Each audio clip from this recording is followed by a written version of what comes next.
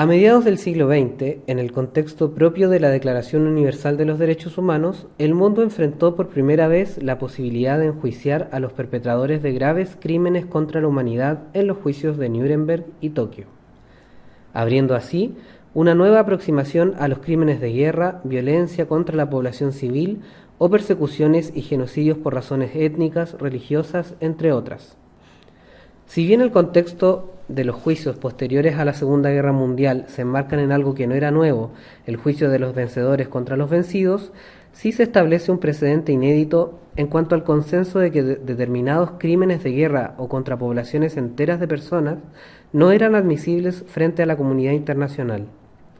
Estos primeros consensos se materializan de algún modo en la Convención contra el Genocidio de Naciones Unidas de 1948, que se inspira claramente en evitar la repetición de masacres como las perpetradas por el nazismo, y la propia Declaración Universal de los Derechos Humanos, que establece el reconocimiento internacional de los derechos fundamentales de las personas humanas.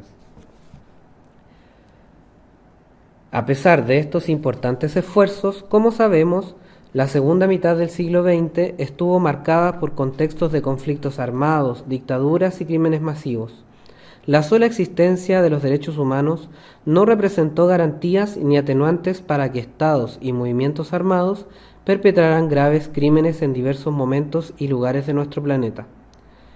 Frente a muchas de estas persecuciones e injusticias, las víctimas, defensores y familiares comenzaron a organizarse para denunciar y presionar las violaciones a los derechos humanos y exigir justicia y verdad sobre los hechos ocurridos. En particular, en nuestro país y América Latina surgieron diversas voces y movimientos de defensa de derechos humanos que interpelaron a los estados al cumplimiento de sus compromisos y articularon acciones de solidaridad con las víctimas.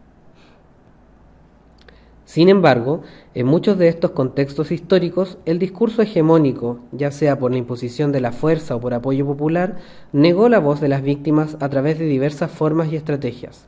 Regularmente, las políticas de exterminio y de violaciones a los derechos humanos requieren la movilización de todo o gran parte del aparato estatal, incluyendo acciones de propaganda para legitimar, ocultar e incluso reforzar el actuar represivo del Estado.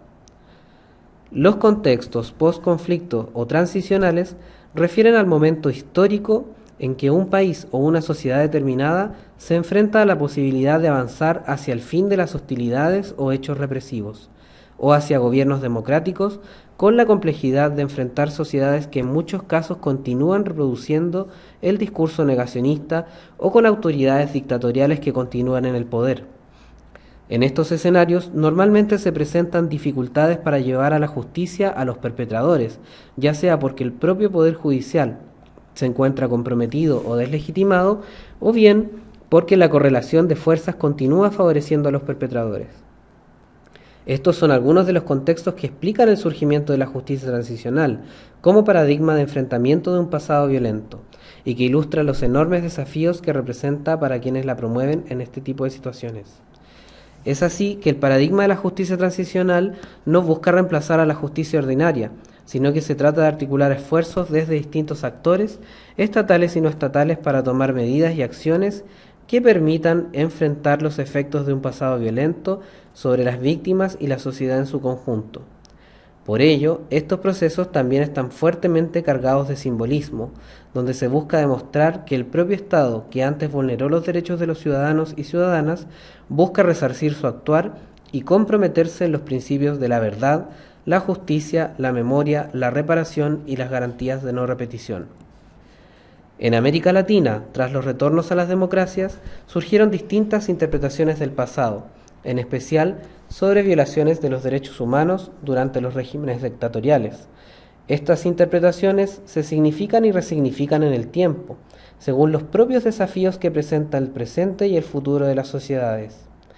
Las diferencias se agudizan cuando pasa el tiempo y aumenta la distancia entre el pasado y el presente, y surgen visiones rivales sobre el pasado reciente, y la memoria se vuelve un asunto público necesario de discutir en todo el proceso de democratización.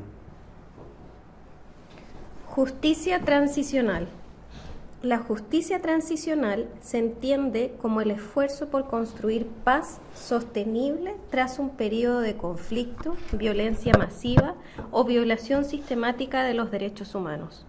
De acuerdo con el jurista sudafricano Paul Van Zyl, el objetivo de la justicia transicional implica llevar a juicio a los perpetradores, reconocer la verdad acerca de los crímenes pasados, brindar reparaciones a las víctimas y reformar las instituciones.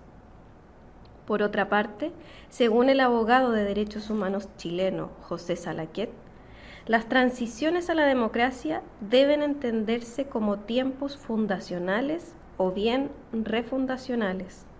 Esto significa que son periodos en los que se abordan cuestiones que constituyen los cimientos mismos del orden político que se intenta fundar, reconstruir o transformar. Mirado a la luz de los principios de ética democrática, el propósito último de un tiempo refundacional es reconstruir un sistema político justo y sustentable. Así, el modo en cómo se aborde este contexto tendrá consecuencias para el presente y el futuro de las sociedades.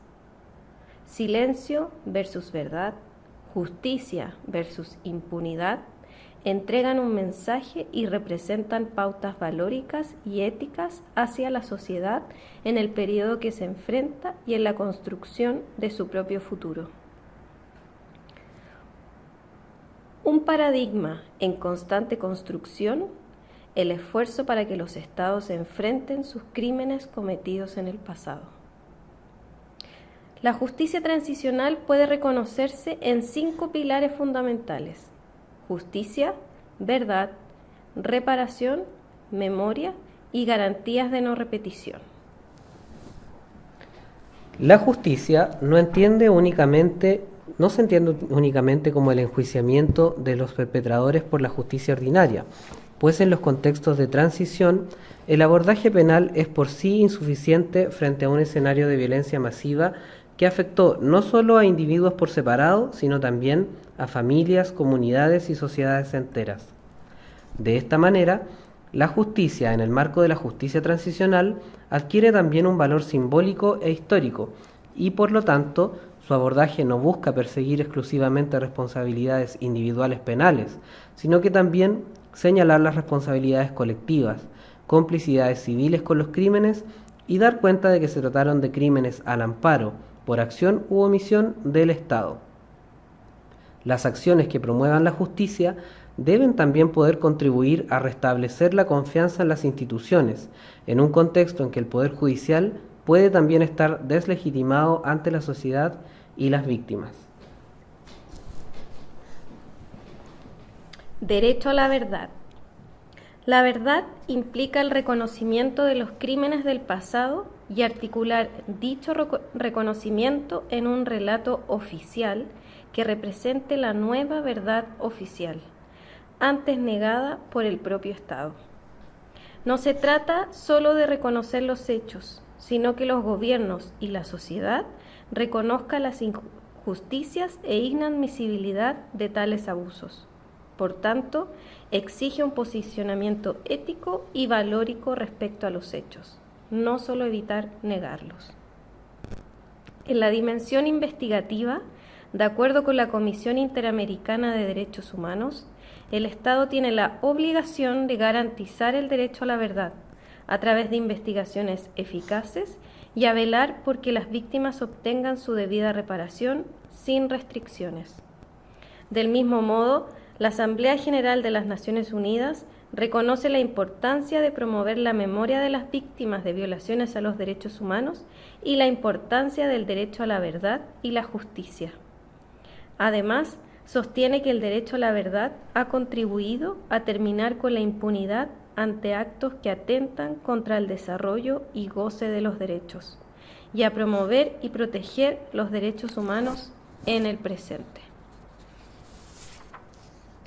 Así, el derecho a la verdad contiene 2 dimensiones. La primera es el reconocimiento del derecho de las víctimas y sus familiares de conocer la verdad sobre los hechos y la identidad de quienes participaron. La segunda es el concepto de nunca más, es decir, la reconstrucción del pasado, la reparación y la sanción para marcar un precedente para el futuro y evitar que estos hechos vuelvan a ocurrir. Reparación. La reparación refiere a la obligación de brindar reparaciones a las víctimas de graves violaciones a los derechos humanos y pueden asumir formas diversas, reparaciones materiales, en servicios o simbólicas. Y en cada política de reparación se presentan también dilemas sobre el uso y distribución de recursos limitados y de hacia quiénes se dirigen estos esfuerzos. Es importante considerar que una serie de medidas de reparación no constituye una garantía de lograr efectivamente una reparación en las víctimas, si estas medidas no se acompañan por acciones en otros principios de la justicia transicional, como la verdad y la justicia. Por esta razón, se habla de reparación integral cuando las medidas de reparación se sitúan dentro de una dimensión múltiple que contempla no solo la reparación del daño físico o psicológico de las víctimas o su entorno familiar, sino también del contexto que permitió que se produjeran dichas afectaciones. Por otra parte, el informe de la Comisión Nacional sobre Prisión, Política y Tortura señala que la reparación también comprende una doble dimensión. Se relaciona tanto con las víctimas individuales como con toda la sociedad, pues tiene por objeto asegurar que las violaciones a los derechos humanos no se repitan y colaborar a lograr una convivencia entre las personas basada en el respeto de la dignidad de cada persona. Garantías de no repetición. Las garantías de no repetición refieren a la necesidad de impulsar reformas institucionales en el Estado, eliminar leyes de impunidad y o amnistías, remover a los funcionarios y colaboradores de crímenes cometidos anteriormente y, en definitiva, todas las acciones tendientes a promover que no se repitan las violaciones masivas y sistemáticas a los derechos humanos. Memoria. Las aproximaciones más recientes a la justicia transicional sostienen que ésta debe encaminarse a construir una sociedad democrática, pluralista, inclusiva y pacífica. Por lo tanto, el reconocimiento de los crímenes de guerra y las violaciones masivas de derechos humanos es esencial para restablecer la dignidad de las víctimas. Sin embargo, esto también debe trascender al círculo específico de las víctimas y permitir que la sociedad pueda recuperar la confianza. En ese proceso, la memoria es fundamental y actualmente se incluye como el quinto pilar de la justicia transicional. Tal como lo expresa el relator de Naciones Unidas sobre la promoción de la verdad, la justicia, la reparación y las garantías de no repetición, Fabián Salvioli, sin memoria del pasado no puede haber derecho a la verdad, a la justicia, a la reparación, ni garantías de no repetición. Este pilar es autónomo y transversal, ya que contribuye a la implementación de los otros pilares. Es deber de los Estados, de acuerdo a lo mandatado por Naciones Unidas, el recordar y transmitir la historia con el propósito de prevenir y evitar que se repitan las violaciones a los derechos humanos. La memoria tiene distintas funciones: la conmemorativa, la narrativa, desde la construcción de relatos, la restauradora, entendida como una práctica social, y la educativa. En el mismo sentido, la Comisión Interamericana de Derechos Humanos, en el año 2019, adoptó los principios sobre políticas públicas de memoria en las Américas, que sostiene que los Estados deben asegurar un abordaje integral de la memoria, entendido como la obligación de adoptar políticas públicas de memoria coordinadas con procesos de justicia y rendición de cuentas, incluida la búsqueda de la verdad, el establecimiento de reparaciones y la no repetición de las graves violaciones a los derechos humanos.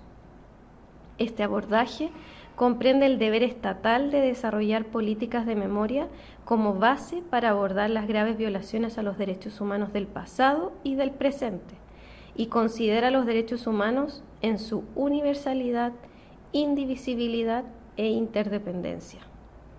El abordaje integral de la memoria incluye la obligación de los Estados de asegurar la representación y participación de las víctimas y de la sociedad en estos procesos.